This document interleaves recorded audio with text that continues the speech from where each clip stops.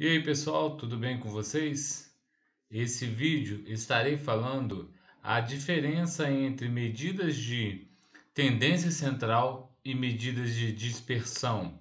Estarei fazendo um exemplo com vocês em cada uma das informações, ok? Espero que gostem, já clique no gostei, compartilhe esse vídeo, ative o sininho para vocês não perderem nenhuma notificação do canal. Vamos lá? Então, medidas de tendência central e medidas de dispersão. Medidas de tendência central, a gente já viu no vídeo anterior sobre média aritmética e média aritmética ponderada. A média aritmética, a medida de tendência central, é o somatório dos valores dos elementos dividido pelo número de elementos. Então é aquele bem simples, soma e divide pela quantidade. A média aritmética ponderada é o somatório dos valores dos elementos multiplicado pelos seus respectivos pesos. Então dividido pela soma dos pesos atribuídos. Vocês viram no vídeo anterior que a gente pegava cada valor, multiplicava pelo seu peso, fazia o somatório e depois dividia pela soma dos pesos. Agora, moda. Moda é o valor que aparece com maior frequência, ou seja, tem maior repetição na sequência. Repete mais vezes.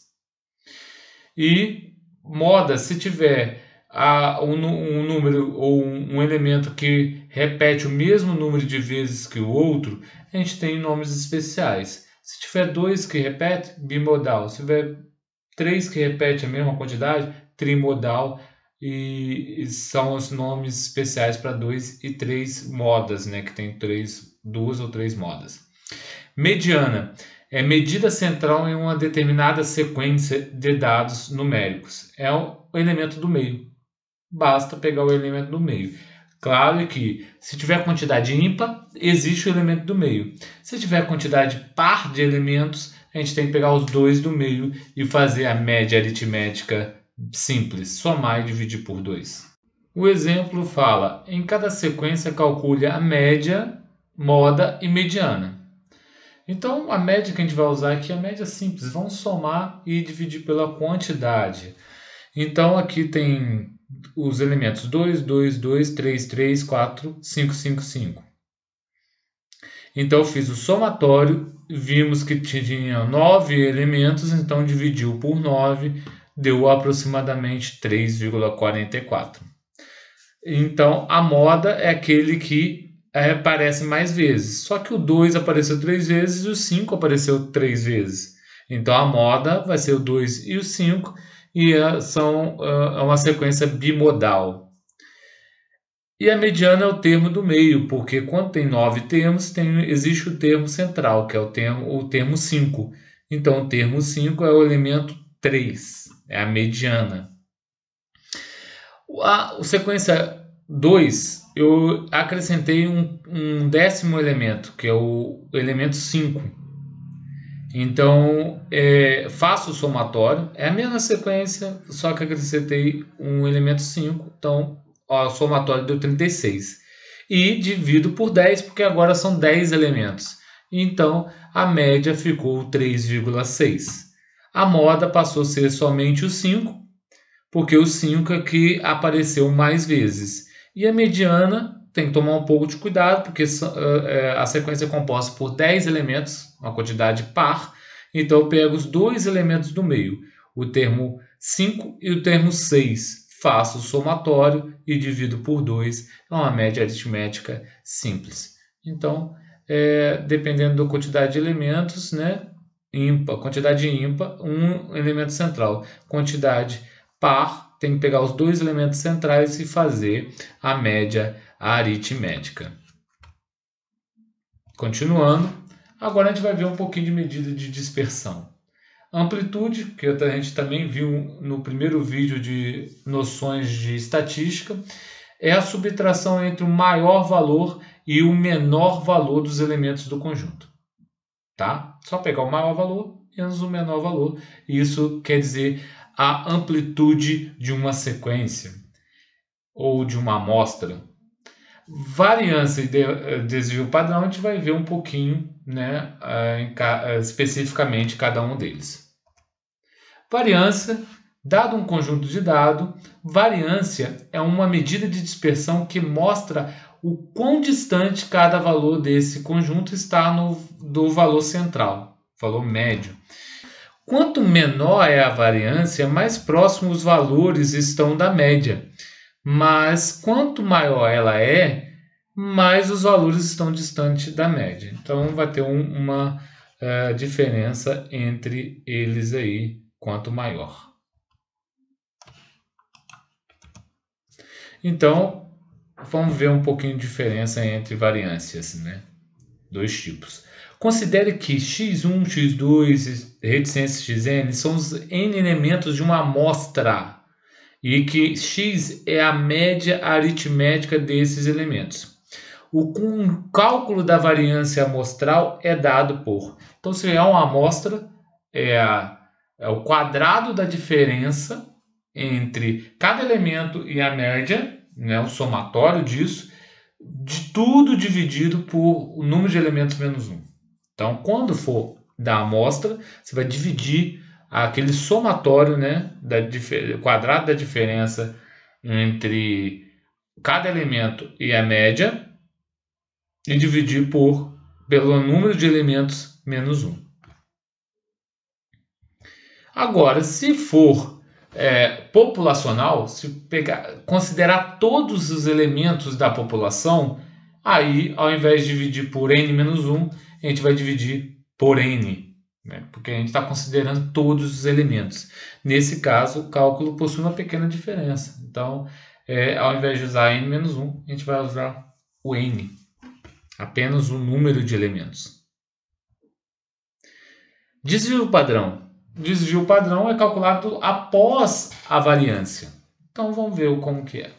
O desvio padrão é capaz de identificar o erro em um conjunto de dados, quando quiséssemos substituir um dos valores coletados pela média aritmética.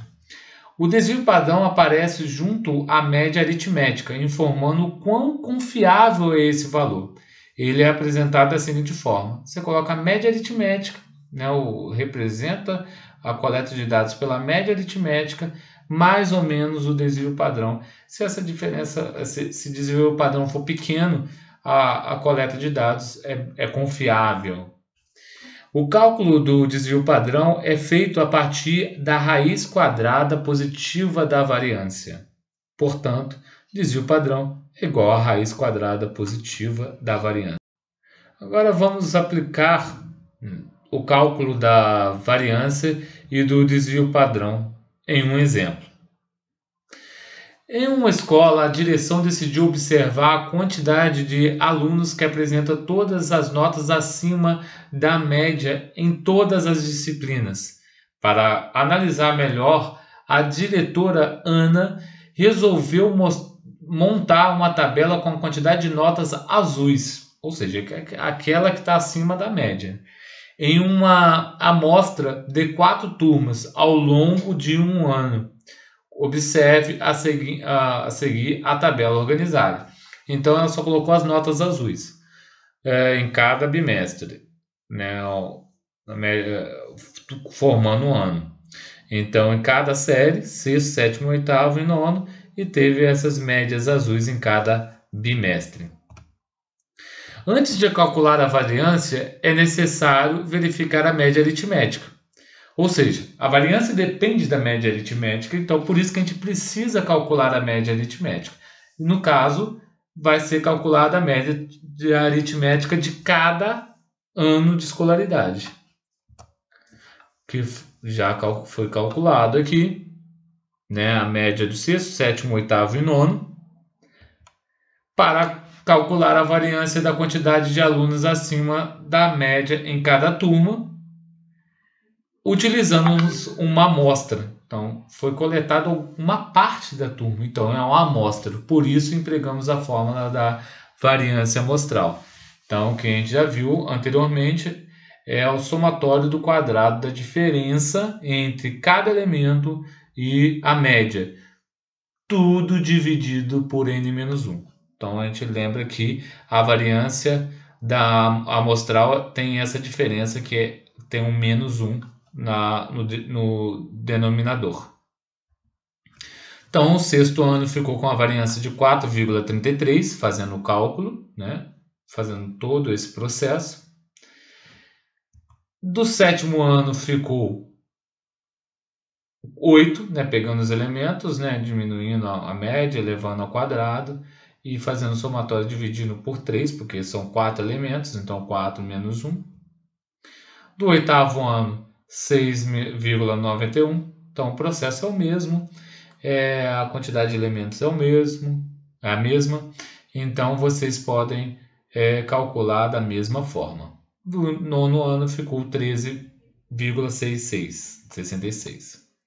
E o desvio padrão é logo a raiz quadrada positiva da variância. Então eu pego o valor da variância do sexto, do sétimo, do oitavo e do nono, tira isoladamente a raiz quadrada positiva.